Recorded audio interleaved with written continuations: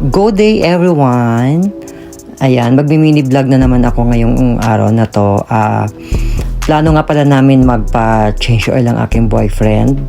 Tapos, after namin magpa-change oil, pupunta kami ng SM para magpa-photoshoot sa studio. Kineme, charot. For the 50k followers sa aking TikTok account. So, dito na nga kami ngayon sa aking customer kasi nire-recommenda kami dito sa shop niya kasi nga mura lang daw sa abot kayang halaga na may kasamang pagmamahal. So nandito na nga kami sa shop nila. Sabi ko sa jowa ko, video mo ako yung maganda ha, yung kita yung legs tsaka yung sapatos. So hindi ko naman na-expect na bukas yung damit ko dyan. So ito na nga pala guys, nandito na yung sasakyan ko. Nasa taas na siya para i-change oil.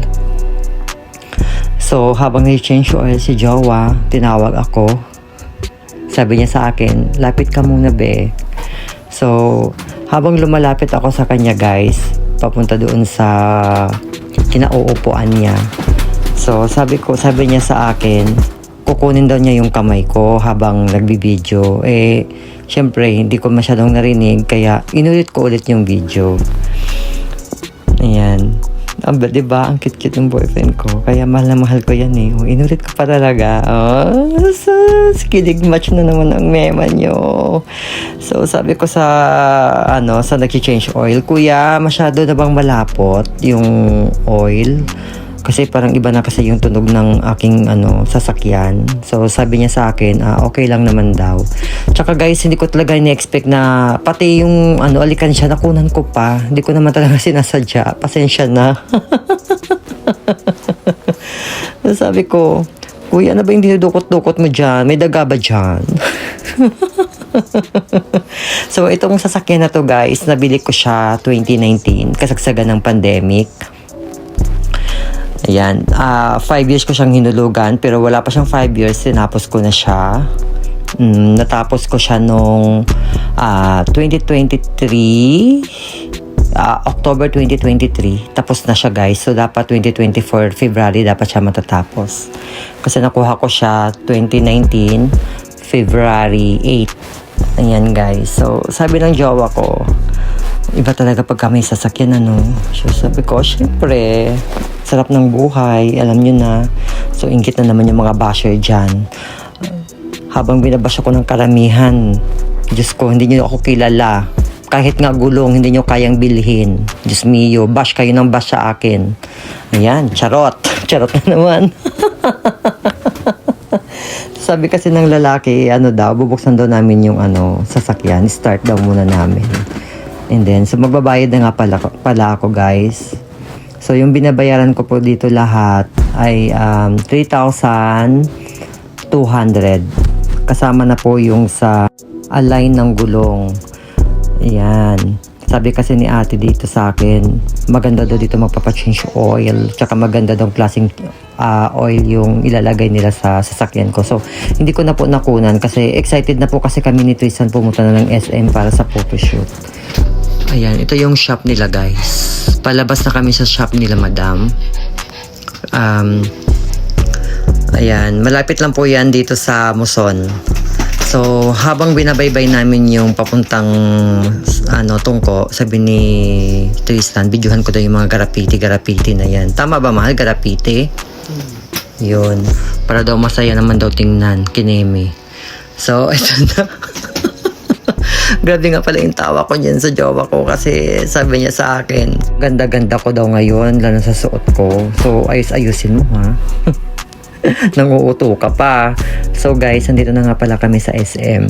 Papasok na po kami dyan. Sobrang excited nga kami parehong dalawa dyan sa photoshoot na yan.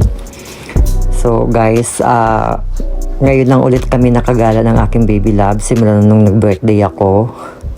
Ngayon lang as in, nakagala na naman ulit. So, ang sarap lang sa feeling no, na may sasakyan ka. Kaso hindi ka naman nakakagala.